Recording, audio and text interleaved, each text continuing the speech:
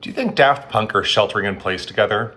Do you think they get out of bed, put on the robot helmets, and then they're just wearing t-shirts and jorts and they get down to making music? I don't know. But somehow they're making new music, which is exciting. I'll tell you about it in a minute. Today is Tuesday, April 28th. It's the current music news. I'm Jay Gabler. Jade will be back tomorrow. Exciting news from the French robot camp. New Daft Punk music. It's going to happen, but sorry, it's not for a follow-up to their 2013 smash album, Random Access Memories. Instead, it's their first new movie score in 10 years. The last time Daft Punk scored a movie, it was 2010, and that was Tron Legacy. Now they're coming back to score the new film by horror master Dario Argento. It's going to be his first new film in 8 years. It'll be called Black Glasses, and will star his daughter, Asia Argento. Apparently, when Daft Punk heard about this project, they reached out to Dario Argento and said, "Do you need us to do music?"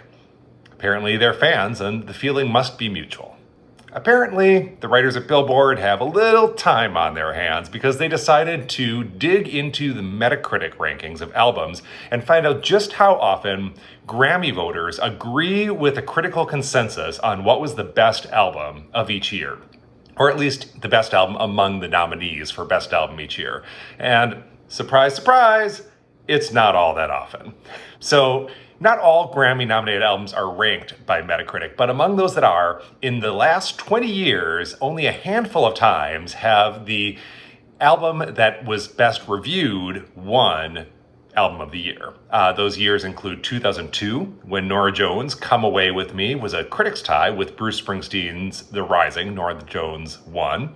2009, Taylor Swift's Fearless. 2010, with Arcade Fire's The Suburbs. And in 2018, Casey Musgrave's Golden Hour, best reviewed among the nominees, won Best Album. So what were the biggest whiffs? Let's get into the dirt. What were the years that the critics loved an album that did not win? Well, infamously in 2017, Bruno Mars won Album of the Year for 24 Karat Magic, which is actually the least well-reviewed among that year's nominees. Infamously, Bruno Mars beat Kendrick Lamar's Damn, which was the album that won him the Pulitzer Prize for music. Kind of a big slight there. Also, the critics thought Kendrick Lamar was really robbed in 2015 when his critically acclaimed album To Pimp a Butterfly lost to Taylor Swift's 1989, very popular album, not as big with the critics. And who can forget 2016 when Adele's album 25 beat Beyonce's seminal statement, Lemonade. And that was so awkward. You might remember Adele basically had to apologize to Beyonce from the podium. Well, maybe this year things will be different. Concerts will come back, and so will Genesis. Earlier this year, Phil Collins, Mike Rutherford, and Tony Banks announced plans to reunite for a tour they're calling Last Domino, with a question mark. Okay, but what about those other former Genesis members, like the members who were in the band during their 70s prog phase, guitarist Steve Hackett, singer-songwriter Peter Gabriel? Could they ever get back together with the band? Well, count on Rolling Stone to keep pushing the question, but count on the answer to keep being the same. It's not going to happen. And that's frustrating for fans who know there's not a lot of personal animosity among the band members. They all seem to get along fine. Peter Gabriel left to pursue a solo career. He had success. So did the Phil Collins-led lineup.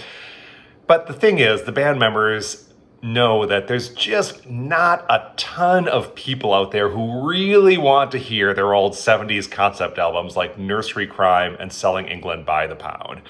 The band members understand that what would happen probably is, so Peter Gabriel gets back together with the band, they go out there on an arena stage, and they're going to be facing an ocean of people who want to hear Peter Gabriel sing Sledgehammer and want to hear Phil Collins sing Invisible Touch. And the band members will be like, well, wait, the only stuff we did together was songs like The Return of the Giant Hogweed. So, sorry, progressive rock fans, it's time to progress.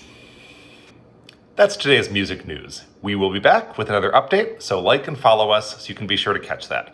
And in the meantime, listen to The Current on your radio, on your smart speaker, on our app, on our web stream. And click on the comments to let us know what music news stories are meaningful to you right now. I don't know if this next story is really going to be that meaningful to you, but I learned something from this story that I didn't learn in the Netflix series Tiger King. Joe Exotic, ostensibly a performing artist, did not actually sing his own songs. I feel cheated. Those music videos were just incredible. And that wasn't actually Joe Exotic singing. No, it was the Clinton Johnson Band. I learned about that little fact from the Offspring. Yeah, that's right. The rockers who did Pretty Fly. They have now covered Joe Exotic, aka the Clinton Johnson Band, because I guess they were just getting real bored. And you can kind of tell that in this social distanced video they made for their cover of Here, Kitty Kitty. Oh, yeah, kitty.